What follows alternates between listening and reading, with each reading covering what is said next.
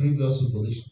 In the third revolution, information technology, electronics developed very rapidly and brought us to a stage where we have what we call the Internet of Things, where we have mobile phones, location awareness softwares and programs and devices we have.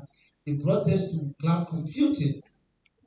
We talk about data. Our data is the biggest thing in the fourth industrial revolution. I'll come to the next slide. But I would like to spend some time on cloud computing. So I'm spending time on things that have not been mentioned. I was starting to. And one of them is cloud computing.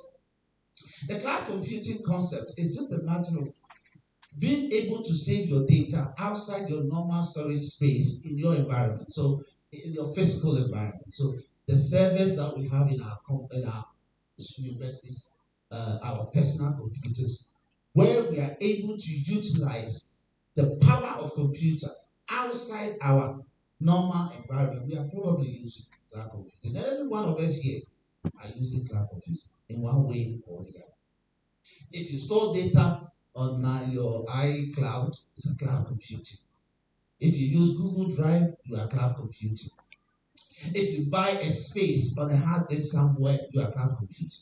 And cloud computing is so powerful that it has enabled us to have a huge space that eitherto will be difficult for us to have. And that is a typical basis for what we have in the fourth industrial revolution.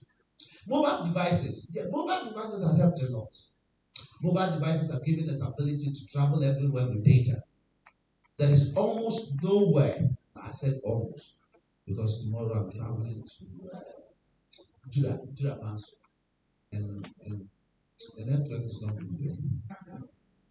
So when MTN says that everywhere you go, wow, in Jurabansu, MTN is not there. But almost everywhere you go in Ghana, you have connectivity. You have ability to connect to someone. And that is part of the basis of revolution, coming from the third industrial revolution.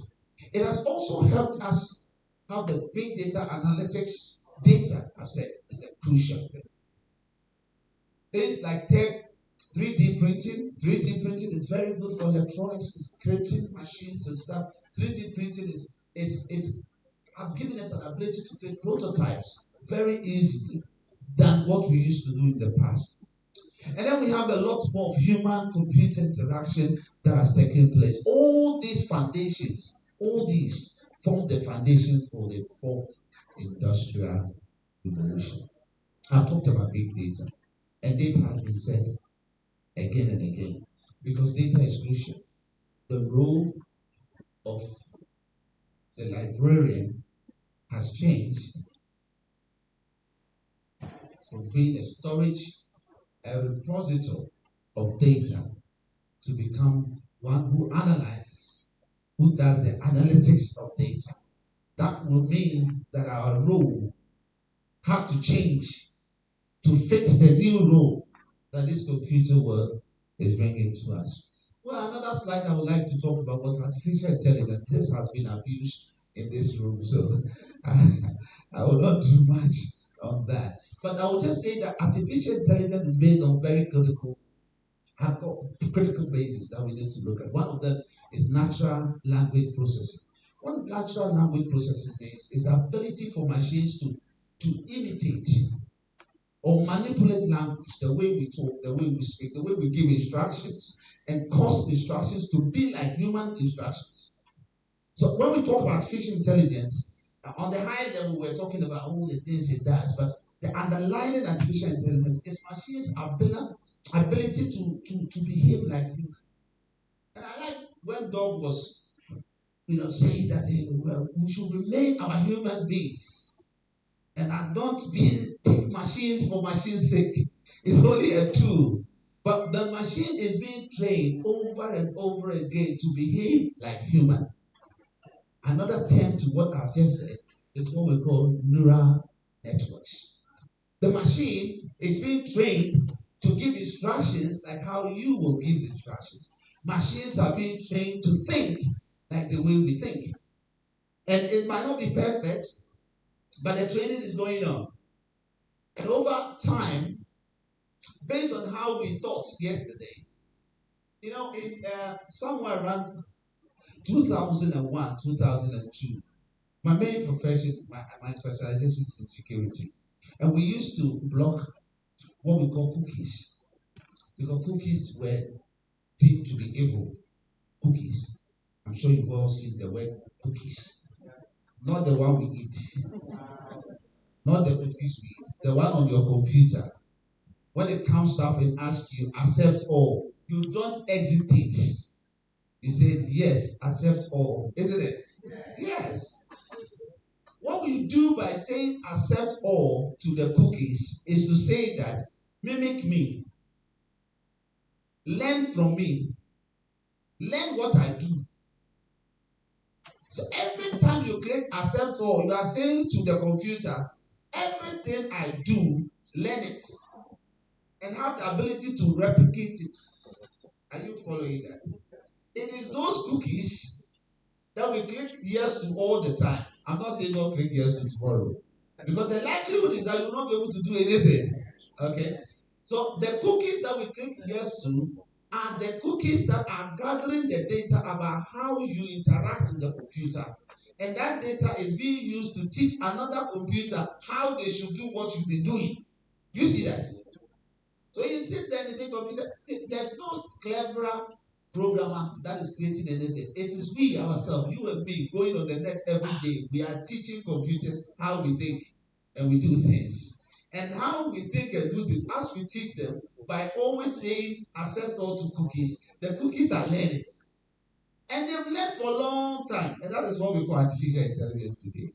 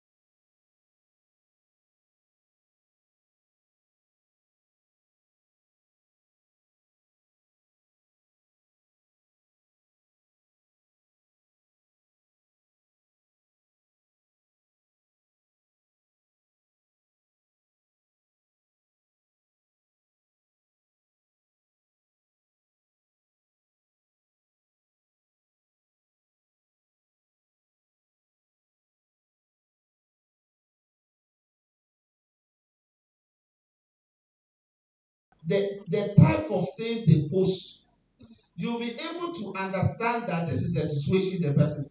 So when I call a friend, I say, who has troubled you? I am saying it from the post they've given on their pages because I can tell from the post that they've been troubled by someone. Are you following me?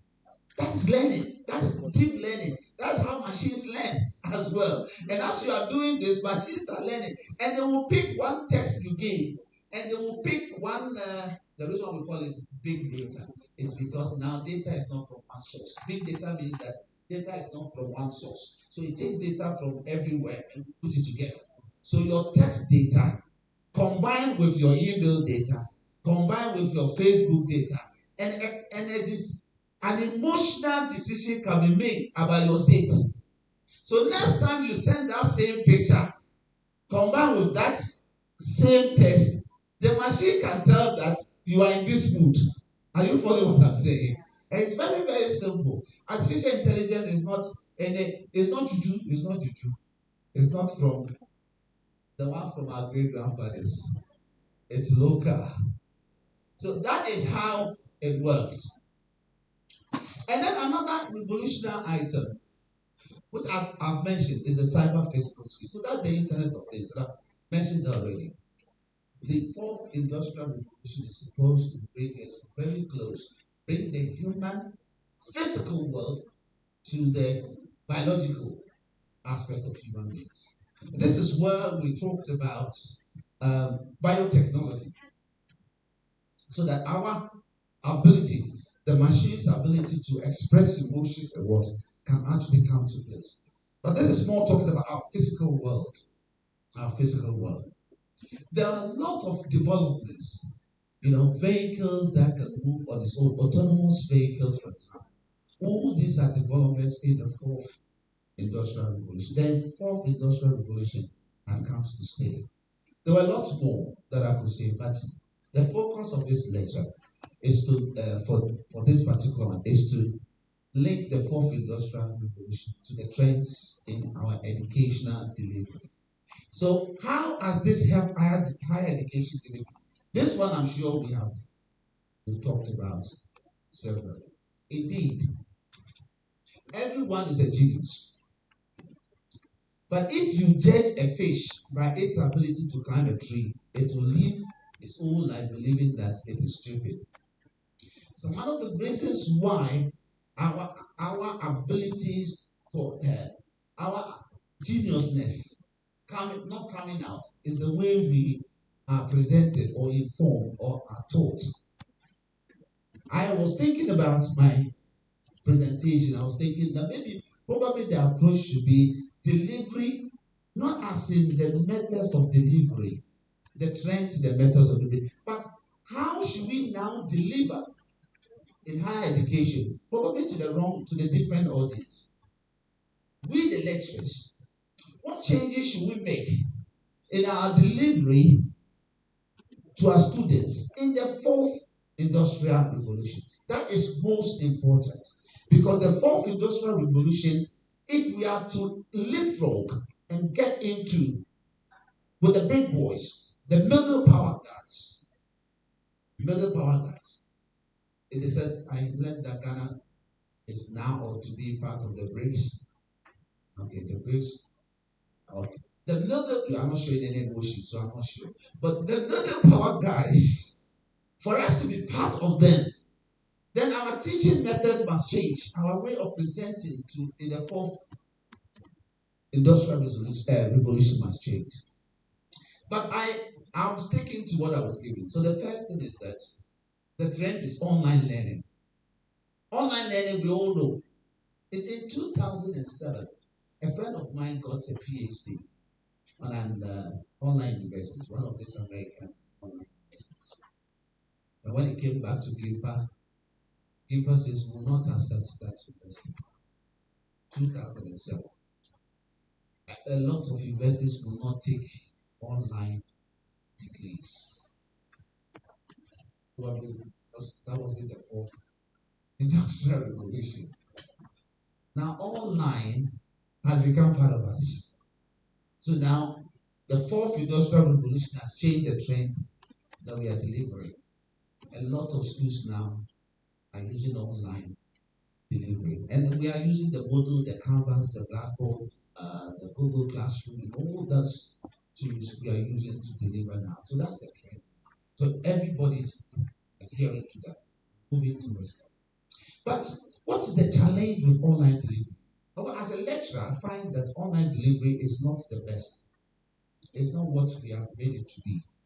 Online deliveries have got its own challenges. There are times when I will look through in the canvas, I will look through the list and say, Kofi Boate, what did I just say? And the place will be quiet. I said, Kofi Boate, are you there?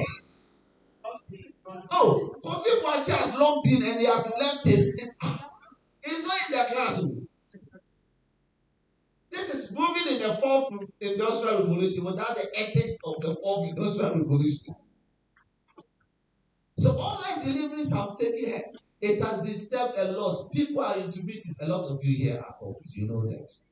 You log into the meeting just to know that you are in the meeting. And then you sit somewhere else and do your own thing. And when you hear your name, you come back, hey, yes, I was here. But you're not there.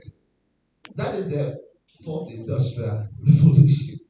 We now learn it from online. And online has been the main. It gives some flexibility, yes. And the aspirant supports multimedia uses. Another one is the collaborative tools. I'm saying a lot of this has been spoken about, so I'm very I'm rushing through them. We are now using different tools to enable us present our information better.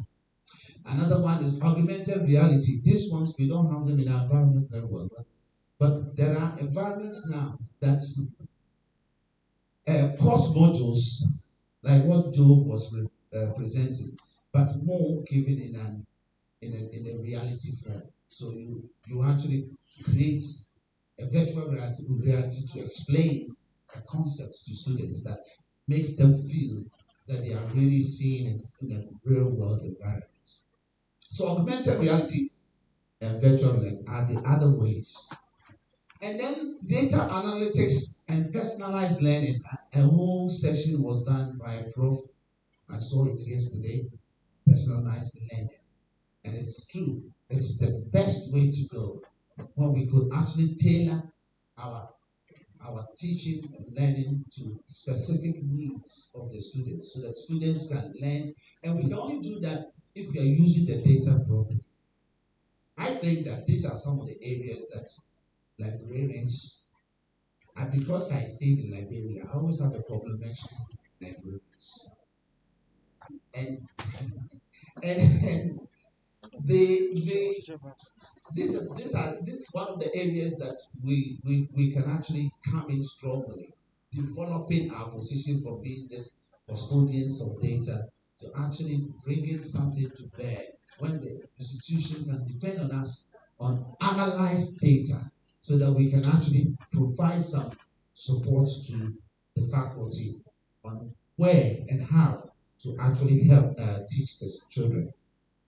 Then another aspect again is hybrid learning models. So the hybrid learning models are where you use both brick and mortar and also online learning.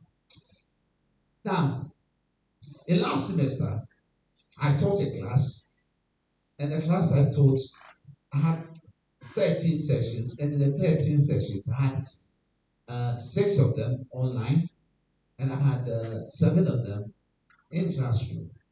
That is what I bring. So I'm applying the fourth industrial revolution. So you use some of them online, using technology to teach, using Canvas, and another side is to actually break the mortar. But I don't think that's in itself is the best way. What I think is better is the flipped classroom. The concept of flipped classroom is a conscious effort to use hybrid solution, not randomly, or not because I'm late to lecture, so I want to do online. And then later, one day, I said I want to do classroom. Not really well planned. That is not a proper hybrid model. And a proper hybrid model is where you use this concept called the flipped classroom. In a flipped classroom, what you do is that you actually produce the courses, the materials that are needed for the students ahead of time. And they can do that at home. They can learn them, or they can learn a video session of what we are doing now. And they can actually learn through it, read the notes, do everything at home. And then the next class, they use it for discussion.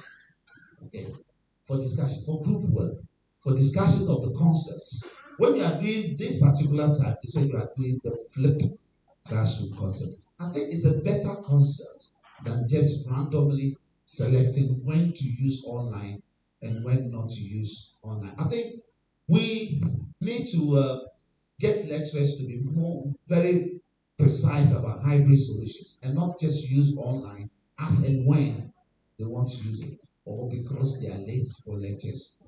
We need to have a very well-defined sections. Okay. Okay, so the hybrid learning, um, okay, well, this one is supposed to be about lifelong learning and also globalization of higher education. Our higher education has also has been globalized because of the fourth revolution. In other words, you can have degree from anywhere, and you can have degree from different countries and different cultures as well. I need to rush through the issues because that's more important. And so all the rest has been covered.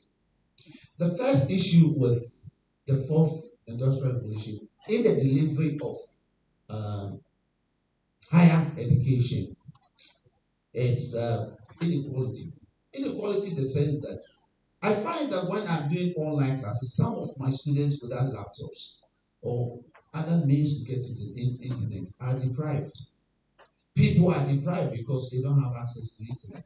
And therefore, the fourth industrial revolution can actually widen the gap of inequality between students. And people who don't have the funds will be disadvantaged. Okay, so inequality is one of the problems. Another problem I found is displacement. I have said it again. All jobs are likely to have some form of displacement. People need to rethink about their job.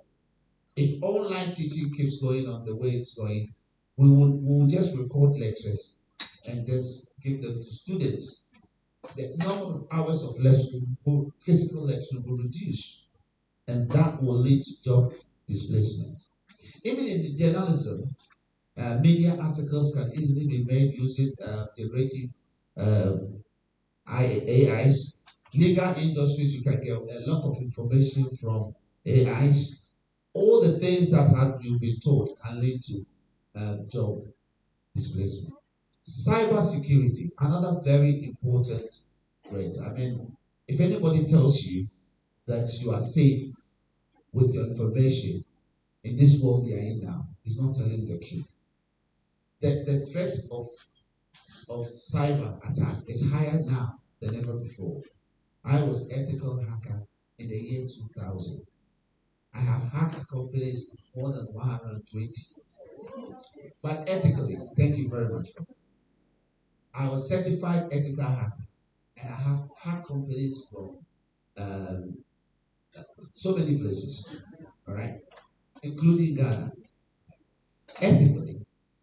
And I can tell you that we're in a worse situation now, and the ways people can get our information is becoming even easier and easier now. Every time you give out information of yourself on the net, you are giving out your identity. Your identity theft is becoming rampant now. These are critical issues that we need to be aware of in the fourth industrial revolution. And they can affect anybody, and it will continue to affect. Well, when Sakawa was very rampant, you know Sakawa, for those who know Sakawa. When Sakawa was very rampant, and I was I was almost in GIMPA here, we were giving the commercial crime unit were giving us every computer they take from Sakawa guys. They were bringing them to my center to crack passwords. We were telling people then that there will be a time where these Sakawa boys will not be able to use their Sakawa experience outside. When that time happens, they will turn it inside within Ghana. It didn't take long. That's the issue now. The same experience that they got robbing people abroad, they are applying the same experience now internally. Nothing really have changed. 3 million Ghana cedis is taken from a friend of mine not long ago. It was Sakawa. And the Sakawa, we were taking it lightly. Cybercrime is real and it has come to stay. When you move into the fourth, but before you push all your data onto the internet, you must remember that security, confidentiality, integrity, and availability of your data is very, very important. Ethical consent. I understand all the ethical debates that went on there. It is true that in the fourth industrial revolution, it's good. Companies are going to get more profits. Our life is going to be better off. But should we trade all that for the ethics of our environment, where we are from, the culture, the values, what we hold dear? There are a lot of things that we can talk about when it comes to ethical, but I think a lot of them has been said. But I want to do this, if you allow me for some few minutes, I think 3 minutes, I'll finish up. I want to touch on this because I feel this is even more important than the trends, because the trends, whether you like it or not, they are here with you. I just want to take you through some 5 slides to draw home something. The actual delivery of higher education must change. For us to take benefit of the fourth industrial revolution, we must change the way we deliver. Memorizing, And actually, I own a school, and I see parents coming to me saying, how can my 4-year-old child, why is it that my 4-year-old child cannot recite ABCD and 2 times 2? And the parent is really upset because a 4-year-old child cannot recite 2 times 2 for, because that is the nature of our society. They want children to say ABCD to Z when they are 2 years old. It is wrong. We need to change the way we deliver. And this is going on all the way to university level. When we are delivering, memorizing stuff, all this type of delivery must stop. And I'll give you an example quickly. What I'm calling the deep conceptual understanding in problem solving. If you take a parallelogram, for example, this is it, and I ask you to calculate the area, you draw a line in one of the main areas, you see, where it's actually rectangle, and that will give you the height. And you look at the bit, you multiply it together, and you will get the area. Okay? If you take that concept, that's what we were taught. You take that for group A of students, say this is how you calculate the area. And they did it like that, and they'll get the area right. But in group B, they said, no, no, no, no. Don't think about the formula. Don't learn just a formula of calculating the parallelogram. This is what really happened. If you cut this piece that is dark in there, it's the same as that piece there. If you put those pieces together, you will get a square. And that is why it's length times breadth. If you teach a student, that is the reason why they will get the deep conceptual understanding of the problem. And it makes it easier for them to solve the problem. And the reason why it's better is that if it should change slightly, if you use the first method that I used in calculating the area of this, you will not get it right. That formula will not work. But if the person has the deep understanding of the concept, they will be able to understand that even though I've turned this slightly, it is the same thing. And that the curves need to be taken up and put it together, and we'll have a rectangle, and that will make it what it is. I think that in the fourth industrial revolution, our mode of delivery in higher education must change. And it must change when we are looking at deep thinking, conceptual thinking, critical thinking, and analysis of tools, so that people will not copy things from ChatGPT and bring them to us. Thank you very much for your time. Thank you very much, Prof. Katobi, for the review. I think because of time, we skip the questions probably for tomorrow's forum, where I'm sure questions related to fourth industrial revolutions will come. I have a few questions myself, but I'll hold it for some other time. So I'd like to thank all of you for this session. Shall we give a round of applause?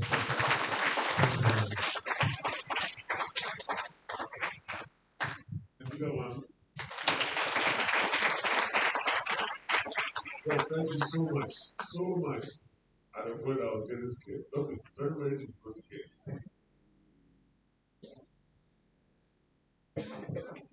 Right, colleagues, we have mentioned this room has to be arranged for today. So we are moving to the regular full hour session. So you take a 5 minute break. Please bear with me. I appreciate that. So just take a 5 minute break. I don't know whether the snacks are ready. Are they ready? Because of the lunch, because of the dinner, there's no snacks. Sorry. Otherwise, you can eat. So please, just take 5 minutes break, and we're moving to the breakout rooms. We're using the three.